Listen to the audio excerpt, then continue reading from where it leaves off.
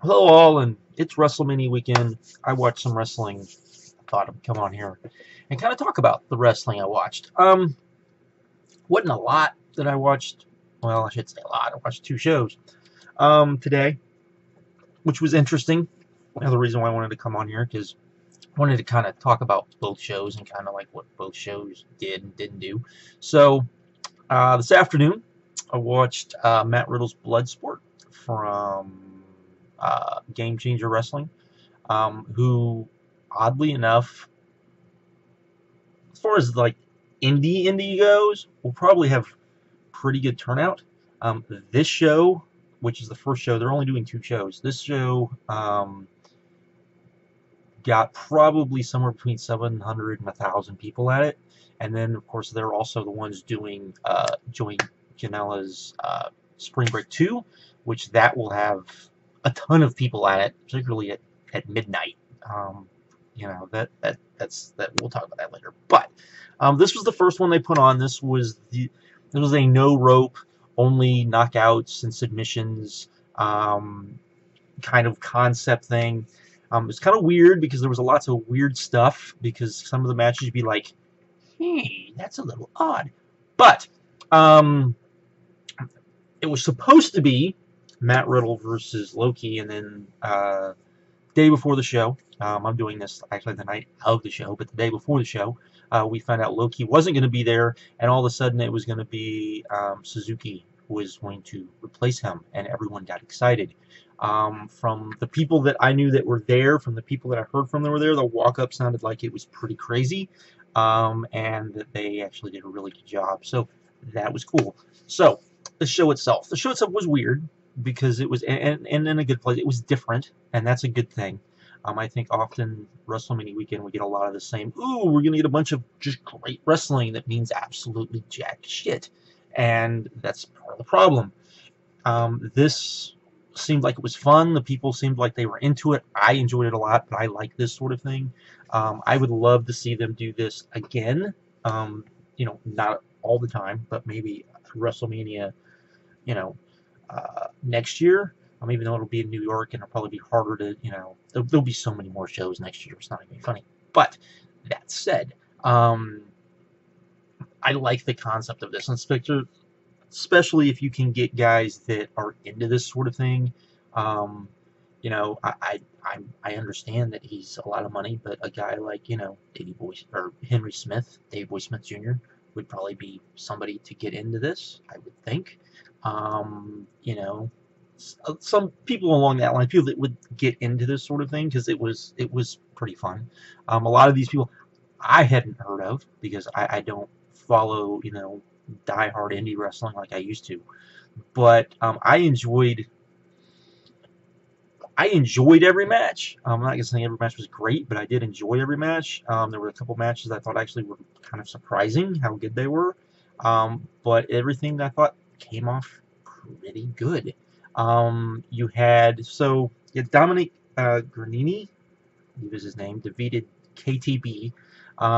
This was one of the things about this show, I will say, is that the matches were relatively short, but that kind of makes sense given what they were supposed to be. I mean, they had the Bloodsport music going and the whole thing. So it was submission and knockout.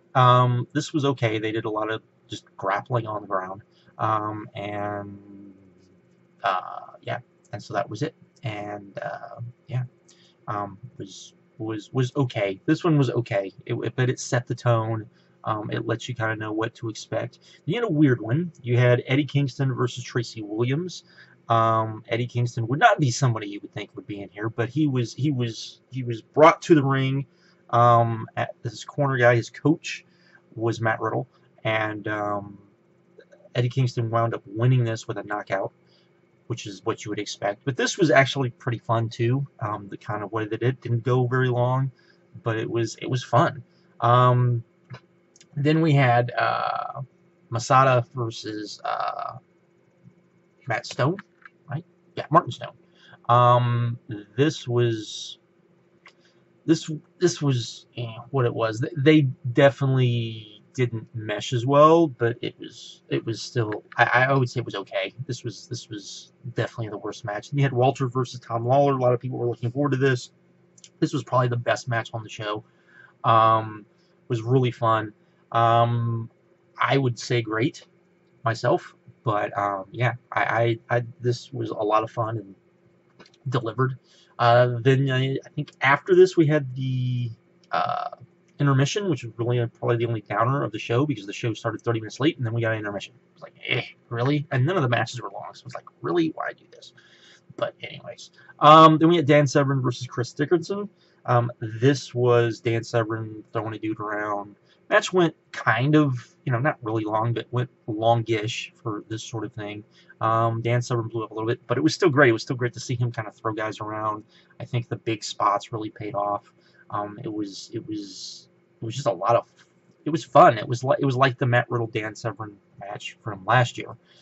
So it was just a lot of fun.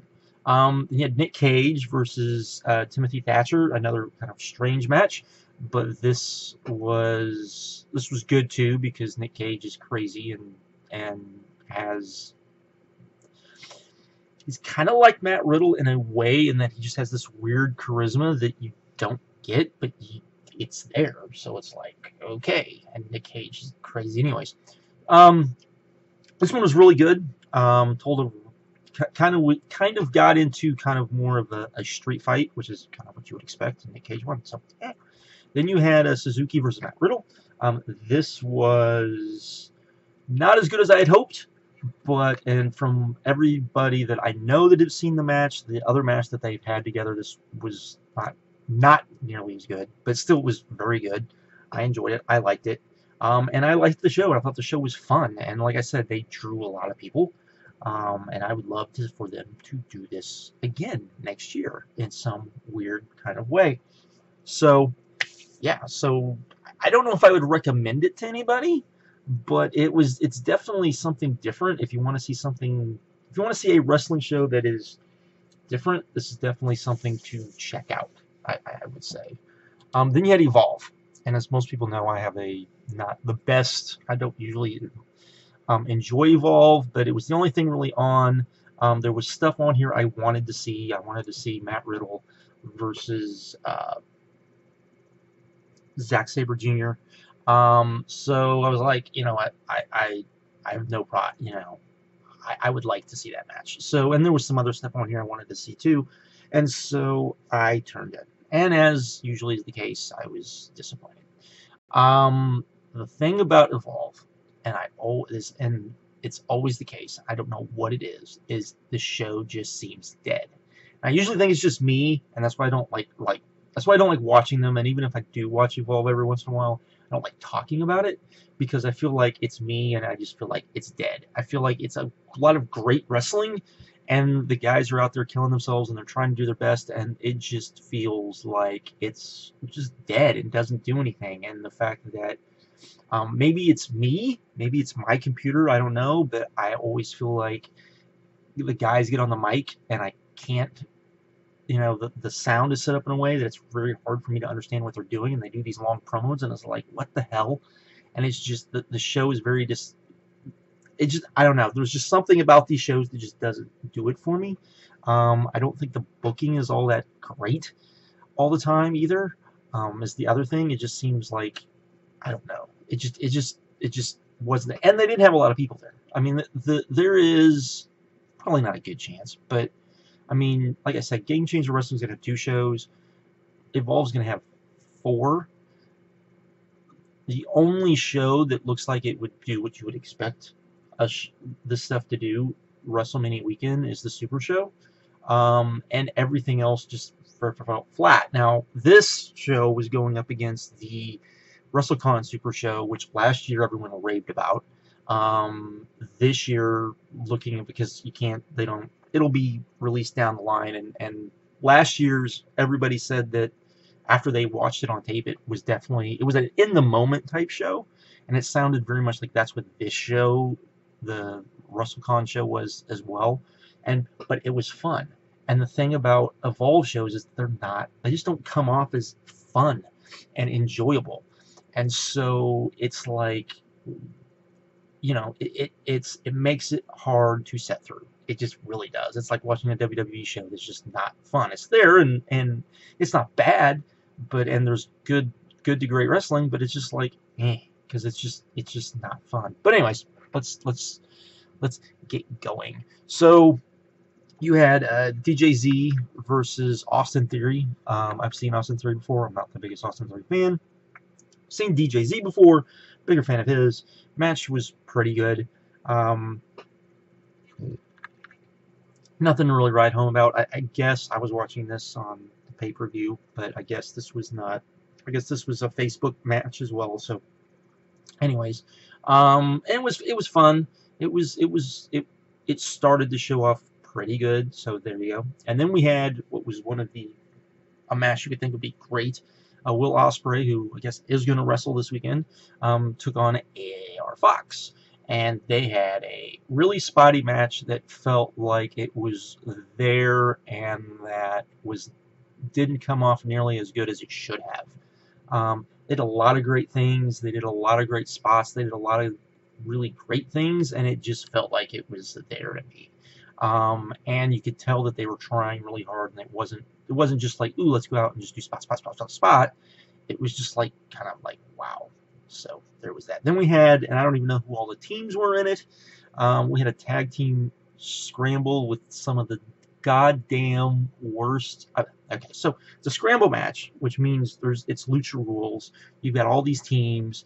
One of the teams is the champions, but the champions can only lose if they get pinned. So it's like, well, why would the champions A ever get into the ring, or B, why would you pin anybody but the champions? This was so stupid. And maybe there was maybe there was more to it than that, but the commentary did not do it justice if that was the case. And on top of that, this was just this was not even a good clusterfuck. This was just a clusterfuck it had some cool spots and had some cool stuff, but none of it made any sense. And it was there, and I was just like, really? Wow. This is, you could have done a gauntlet match, and it would have been better than this. So, anyways, that's kind of my. Then we had Keith Lee taking on Darby Allin. This was pretty much a squash, though it got Allin over, I guess. And it was Keith Lee throwing him around, Allin doing a bunch of cool bumps and dives and stuff. And it was enjoyable. I wouldn't say it was still kind of a squash. It was still, I felt like if either if the crowd had been mic'd better or if the crowd was hotter, whichever the case was, this would have came off better, but it just kind of came off as kind of just there. Then we had one of the matches that everyone was really looking forward to, which was Timothy Thatcher and Walter taking on Sekimoto and Sawa. This was really good. Not as good. I was hoping for something great. I think it went a little too long to be that. I don't think it needed to go as long as it did. I think it went past the point it needed to be. But really was enjoyable. But again, it was just there as well. So, but we had a lot of, Walter and Sekimoto, just beat the tar out of each other. Had some really good, grappling with Sawa and Thatcher. So it had something for everybody. And it wasn't by any means, it was a really good tag match. Doubt it would be the best tag match we'll see all weekend, but it was still really good. Then you had Matt Riddle taking on Zack Sabre Jr. The rumor had been that this would be Sabre's maybe last weekend with Evolve, as he's probably going to be featured more in New Japan and probably do more New Japan stuff. So Matt Riddle won. Match was excellent. Not probably as good as I had hoped, but it was still really good. Really enjoyed it. I felt like where the other match went too long, this could have went a little longer. So until you got to the finish, I don't think they built far enough to the finish. But there you go. But again, I felt like watching the show, I was like, it's a show.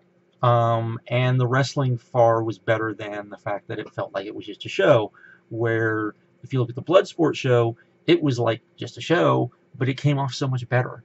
And like I said, you got the two Evolve shows, the two numbered Evolve shows, which the ticket sales have been and then you've got the Super Card. You got like the Super Card, which they've been better for, but they don't have a lot of like competition, I would say. Except for Impact, which that's what I'm gonna watch. But it just comes up, and then if you want to get to Style Battle will probably have like almost nobody there, and it's really sad because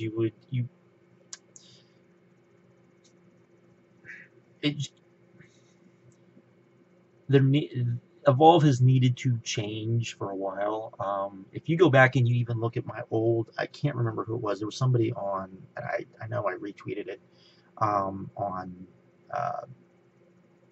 Twitter, that was talking about Gabe and was talking about the fact that the booking is just not what it was when he was in Ring of Honor, and I would say that that started to change probably about 6 months before he was let go of Ring of Honor.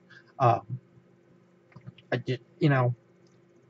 felt it then. I think that when Dragon Gate started up and Dragon Gate USA started up, and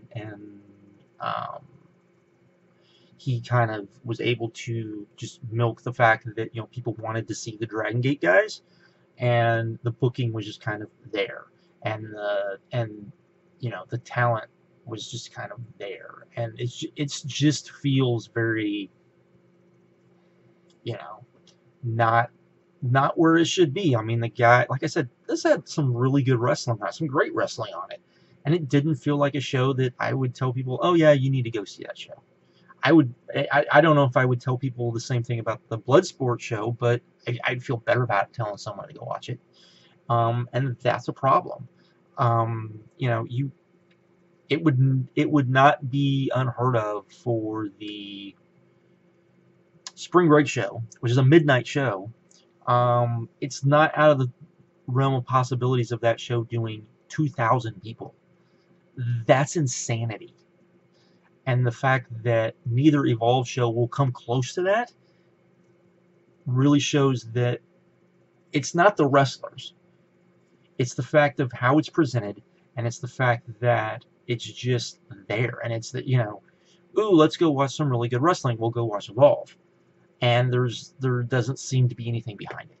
And that's just not very cool. But anyways, still really good stuff.